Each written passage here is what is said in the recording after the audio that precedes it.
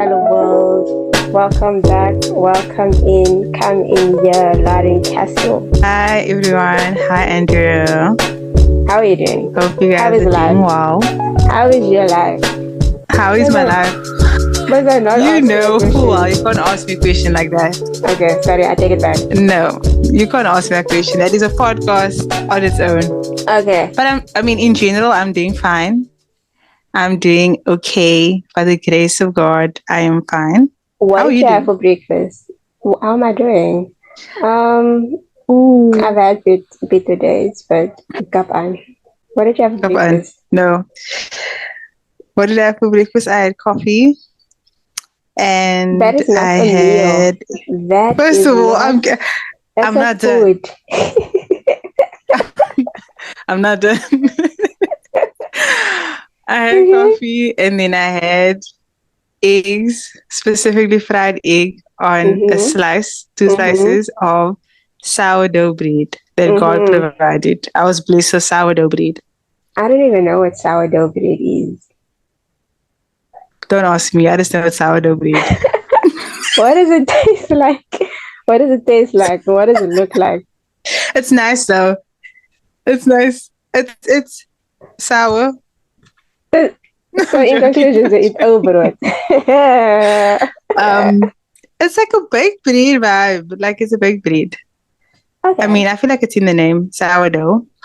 Oh wow. But it's like that type of bread where you go to like an auntie and they're like, I'm gonna give you something to eat. And they pull out that type of bread. Is it just like then you're gonna eat a normal gebakte broodjie? Yes. But I think it's just like a sourdough bread. I don't know. I really don't know. All I know is that it tastes good.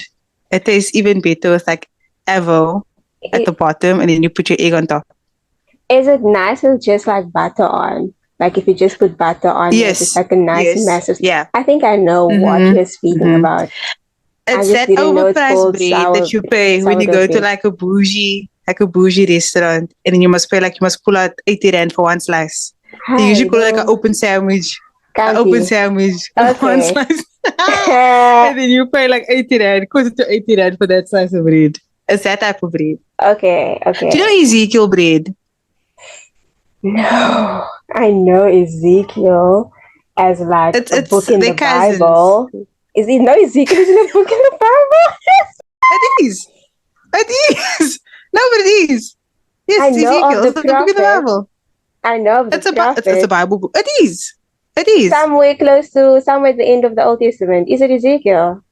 Why did I think it's a different book? It's a whole book in the Bible. Like Jeremiah is a book in the Bible. I know.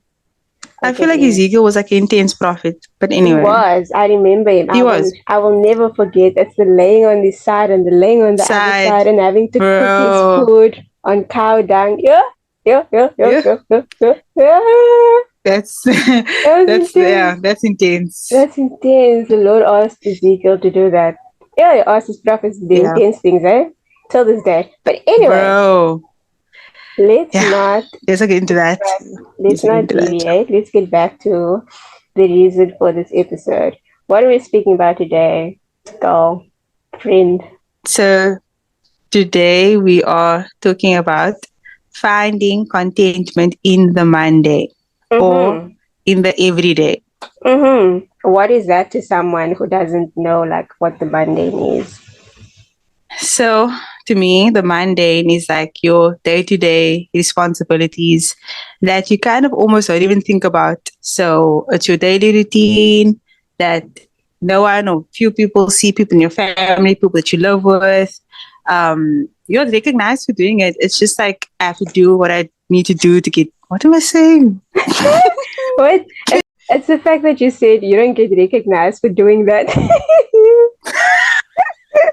Because you don't. No one stands by the I supposed to say the sink and is like, well done for washing the dishes. Like, you go, girl. Like, no one, because you have to get it done. So it's like the everyday things that that needs to get done to survive, to live, to be a decent human being. I think basically like muscle memory at this point. Yeah, and I think it's just like different for everyone. I think that if especially if you consider like what's exciting to one and what's exciting to the other. Like your mundane could be exciting to me, and then to you it's just like, it's just another ordinary day, you know. It's like waking up at 4 a.m. To others, waking up before like the crack of dawn is the most tedious task ever. And I get it, because even me, I'm one of those people. I don't like waking up at 4 a.m. But to someone else, we're Lauren, like that's like life. Okay, no, that's situational. 5, that's 6? Situational. Okay, it's situational. Sorry. I don't know my friend, apparently. No, I think it depends on, first of all, what location I'm in. Because if it's mountains and if it's a beach, I'll be up at 3. In a good mood. But if I'm at home, it's a different story. But I think my biggest thing is, I don't want to snitch on myself, but like how I wake up or how people wake me up is very important. Like I need to wake up by myself. Okay. That's the thing. It's like how I need to wake up by myself. It also depends on what the situation is. But anyway, if someone else feels that they should wake you up, then they would basically like just ruin your day. If I had to wake you up now at like 5 and start talking to me, that's a no. I won't speak to you. I get some people. You are that person. You don't, because you're sleeping. No, you are that person. You just start speaking. Oh, when I wake up. Okay. When you wake up, you wake up at like 4, 5, 6 then. And so then I wake up at like 10 or 11 or maybe 12 even. And then 12, you just start. Please say 12. No, I feel like my eyes are open by 9, but my body leaves the bed by 12. Yes. Okay, no, I get that. I get that. Because you wake up and then you have 3 to 4 sleeps, naps, and then you get out of bed. Whereas with me, again, it depends on what I'm doing. If I have stuff to do, I cannot like wake up late. So when you were studying, you are anointed to sleep with responsibility. Wait, say that I cannot do that. Like if I know I have stuff to do, you are gifted enough. You can have 10 responsibilities on your to-do list. You'll still get up at 12. I cannot do that. If I have 10 things to do, basically I have to get up at 5 and then get stuff done or whatever. But also it depends. Yeah, I do have moments where I'm like lazy. I'll lay in bed. Depends on what type of life I'm in. One thing about me, I will not let this life stress me out. I will not. Yeah. I need to learn that from you. For you. But anyway, now that we know what your morning routine looks like, right? What would you say? What hinders contentment in the mundane? I think it's very easy to compare your life, whether it's externally through observation, like what others are doing, or internally, just like what you have ideally for yourself. So I think we really live, like our generation, we're so bombarded, or I think we really have access to each other's lives more than what we used to before. Like on Instagram, for example, someone's morning routine could literally be like in Paris and they're going to get like a nice cup of coffee and they're doing the most. And then you have to wake up and the dogs are barking and there isn't that like cafe coffee, you have regular coffee or whatever it is, and you have like this problem in your life or that problem in your life, whatever's happening, this normal life. I think it's very easy to feel discontent because you can't see comparing someone's like best version or their ideal created version of what the mundane is. So I think for me, comparison is a very big hindrance because we should not even be stressing about the things you're stressing about, only because you're just comparing all the time. So I think comparison is definitely like a big thing, and what can be just like a good day for you turns out to be like a bad day because I didn't have the breakfast that I saw AB or this person having this morning. I wasn't sitting in Spur today or whatever. Do you know what I mean? Like it's that thing of just my life can be better because someone else's life appears, and I want to stress that word, appears to be better than mine. Yeah. And I think that as believers, if God is present in your life, like you can have a good day, even if it's not like your ideal day. So I think, and even for myself, like you can spend a large portion of your time just constantly feeling like, but this is not what I want. This is not how I want to live my life or whatever, because someone else is like living the best life. That's so true. Online. Yeah. So yeah, I think that is definitely one. And I think that another one could be like just our desire to be recognized for what we do. So if you aren't receiving like constant affirmation for like doing something, our minds are almost like wired to believe that if people is watching what we do, if I post something, if something is happening in my life, or coming back to the mundane, we even like romanticize or idolize like the normal routine of life. Yeah. So if people is not praising that, then it's like, then I'm not living my life. I'm not doing anything significant. Sense. Yeah. Because the way people wake up in the morning online is wow. The ideal bed, it's the waking clock, up it's the opening and walking to the coffee machine for me. Honestly. It takes me every time. I'm like, wow. Yes. Me has to put the kettle on. Which is like so fine. Like it shouldn't even be a problem. Do you know what I mean? So it's those things. It's just like the constantly looking to and feeling like my life is so sad. When it's not true, it's a lie. Yeah. It's still the life that God has given you to live. So when people aren't standing, affirming, praising, whether it's online or offline, then yeah, so I think that comparison and also just the recognition, and I think our generation's desire to constantly be affirmed, constantly be praised, constantly wanting to be seen. It's just you're always comparing, always wanting to feel validated, I think. And then also like the mindset, and this is more like internally to you as a person, is like that whole, this is not where I should or want to be mindset. Because at this age, I should have been waking up in my own place, or I should have been waking up on the coast of Greece, or, well, for Andy, a husband. I'm joking. You can cut it out. You know, for like with a husband or a wife or whatever. If you're a man or wife, just have to clarify that. Yeah, so I think just like, this is not what I should be doing. I mean, this is not where I should be or what I want to do mindset.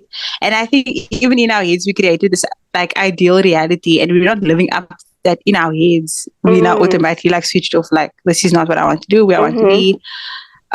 So yeah, I think that overall is like a hindrance. I like that you mentioned comparison, because we constantly look over our shoulders to see what our neighbors have and compare to what we have. And I think that comparison makes us question if God is being fair. You know, I know we have this thing. Are you okay? Okay. I know we have this thing, we joke about God having favorites, but I think when we compare what we have to what others have, we are at risk of believing that God's favorite is a real thing. You know, it's thinking that the little that we have, like you said, is not enough. I think of the boy with the bread and the fish. Imagine if the boy with the loaves and the fish withheld his lunch because it was too little and it was a boring meal. This tells us that our ordinary meals and our ordinary lives is enough for God to do the impossible with. You know, you don't have to say, Lord, one day when my life is less boring, I will do great things for you. The Lord is able to bring the excitement. He's able to take what you have currently and make it interesting and make it great for his glory. Yep. So definitely I think comparison hinders contentment, like you mentioned. And then I also think that jealousy hinders our contentment. I think it stirs up right after comparison. And jealousy is so dangerous. If we look at the Bible tells us that Cain killed his own brother, his blood brother, because he was jealous because of what Abel gave and what Abel received from the Lord. Genesis 4, I think it's Genesis 4, tells us that the Lord looked with favor on Abel and his offering. And that made Cain feel some type of way. He began to feel jealous. And he plotted, and he ended up killing his brother, when all Cain had to do was to repent and to ask the Lord for help with what he is currently going through. He just had to say, Lord, how do you want me to bless you? Or Lord, how do you want me to worship you with what I have? Help me be satisfied with what I'm able to give to you, and teach me how to be less envious of my brother, but he didn't. And so I think that we have to be aware that all of these emotions and the things that hinder us from being content, that in what we have, we can take those frustrations to the Lord. Like there's not, if you look at jealousy, I think it's very evil, honestly. I think that slippery slope. Honestly, and there's not one evil emotion or thought that God cannot help us with. Colossians 2 tells us that Jesus disarmed powers and principalities, making a public, not private spectacle, but a public spectacle of them, and he triumphed over them. So when jealousy creeps in, it cannot overpower you. The minute that emotion begins to govern over our feelings or our emotions or our reality, then I think we have then made it our slave master. You have given it permission to do what God said it can no longer do when it disarmed evil on the cross. And so I think when our mundane brings about feelings of anger, frustration, and emotions that compel us to act out of ourselves, there's a grace that we can cling to. There's a grace that we can hold on to, that I do not have to become what I am feeling, the things that living and breathing inside of me. I do not have to do what my heart says or what I feel like doing in this moment. I don't have to act on that. I can just give it to God. He can help me with this. Especially if my mundane is ordained by him. Who else is supposed to help me with this? Like, Lord, you placed me in this position, and I don't like this. I'm not satisfied with the way I'm currently living my life. I would rather want to be up at 4 a.m. in Paris. Instead, I am up here somewhere. I don't know where you're living, wherever you are. You're living there, and it's not the best thing ever, but God has placed you there for a reason. You're frustrated. Why are you going to another God, to another person, to help you with this, to help you with your emotions, to help you carry these things, when you can just go to the one who has placed you deliberately in that particular place for a reason, and a purpose. And a purpose. So instead, we try to work things out ourselves and fix things ourselves. And then what happens? We deal with our human emotions and we don't know how to manage it, and we end up hurting ourselves and our neighbor, killing them. Actually, Yeah, that is so true. And even I think, with Cain and Abel's situation, that was like a physical death. Let's repeat that. So with Cain and Abel, that was like a physical death. But I think in today's life, we can kill relationships through jealousy and bitterness. We can kill our relationship, like with God, through and dealt with, or like not dealing with that emotions. And I think that overall, like, you become a very bitter person. Yeah. And I think that if you allow, because I mean, as long as we're in this flesh body, we're always going to have emotions. Like, there's no person on this human planet that has not dealt with jealousy, envy, covetousness, right? Like, we all are, it comes knocking at everyone's door. But like you said, which is so true, that like how you respond and how you deal with it is so important. And I think, again, coming back to like with jealousy, it's like, I think most times we get jealous of what we see, and not what we know. Yes. Because I think that if you look at someone else, for example, just like a general statement, like if I'm online or whatever, and I see someone is living whatever their best life, whatever that is for you, you don't know what that person did to get there. Number one, good or bad. Good or bad. You don't know what backdoor activities is happening there. You don't know the sacrifice that had to make, good or bad, to get there. And I think that instead of asking the Lord, help me to be content with my life, because at the end of the day, you can't live that person's life. Even if God were to give you what you want from that other person or that other person's life, it's not going to look the same because it's not you. Yeah. Like, God made you different. Like, we are so different. And I think that oftentimes we allow jealousy and envy to rob us of our authentic, like, relationship with God, and also our authentic journey with Him. Yeah. And even how we view certain things is so different. So I think that if we, like you said, just like kind of take that a few seconds, minutes to be like, Lord, I feel frustrated right now because I see this, or what. Help me to see you in my life in this season. And I think that for me, I'm learning, and I think I've been learning because God just be trying to teach me. But I sometimes be hard of hearing and hard of sight. Is that your life in and of itself is a blessing, is because I am in it and I gave you that life. So, and we miss so many little beautiful things because we're always looking to the next, or we're always looking to what I should be doing. As if God is waiting for a perfect life to show up. You literally like mentally putting yourself in a space that doesn't exist. And He's like, but I'm right here though.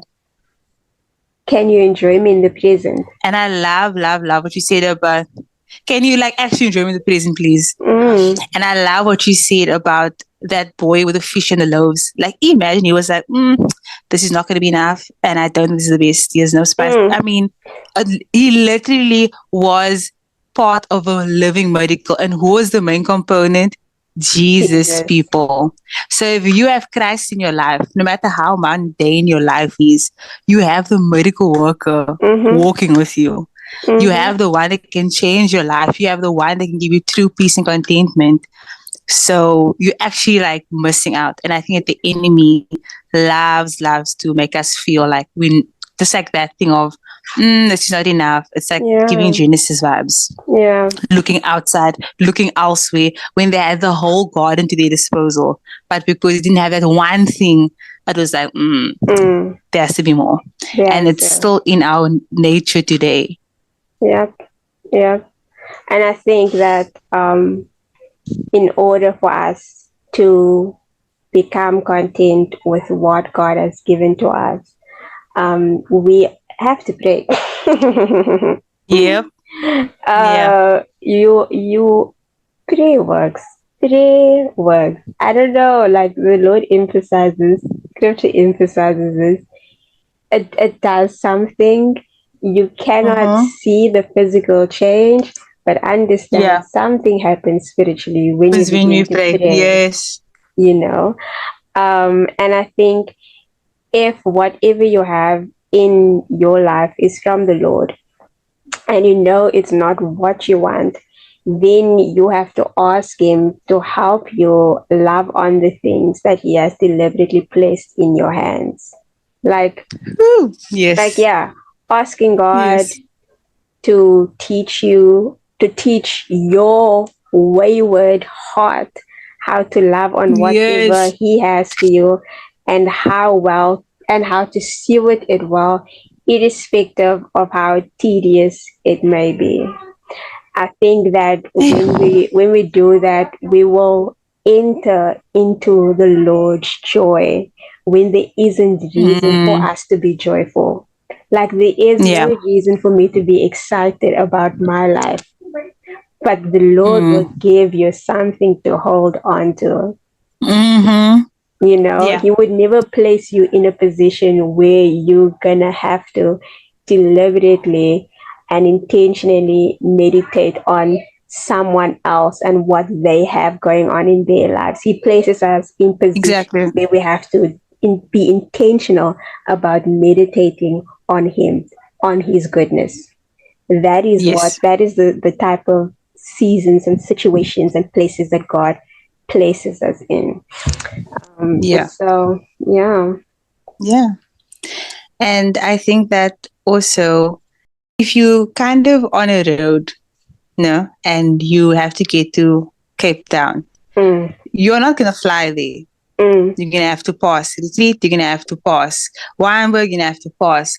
Like, there's a whole journey that you can enjoy. But because I want to be in Cape Town specifically, you must, even the people that God can bring into your life, the lessons, there's so much more in the process. And I think that when God intentionally puts you in a season of like just solely mundane activities or like just everyday living, you can learn so much.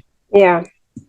Because I think that if life is too, unless you really like by that place where you can get spiritually disciplined and stuff, it's hard to hear the Lord, and it's hard to like just enjoy His presence when you are so busy. So I think that in the mundane, and I think that technology also kind of robs us from that thing of like when I remember watching testimonies and things back in the day where people, and that's like your like aunties that's like saved and stuff, they'd be like washing their dishes and talking to the Lord. Now I have like a podcast on. Now I'm listening to worship music. Yeah, like we're so busy with things that we kind of don't even see the Lord in those little moments, because we're filling it up with like a lot of like stuff. I could say it like that. Yeah, size and guilt. Literally me. So I think that we really can shift our focus from comparison and jealousy and covetousness to, I think, contentment.